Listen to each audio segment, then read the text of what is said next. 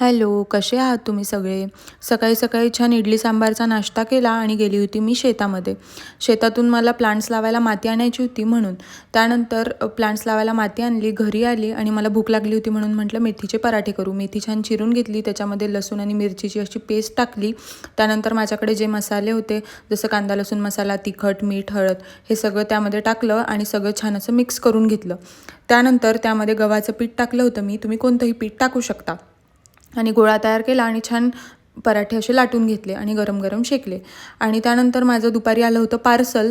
मी पार्सलमध्ये मागवले होते कंटेनर. आईने जे मला मसाले दिले होते ना ते ठेवायला, असे 6 कंटेनरचा असा छान असा सेट होता तो.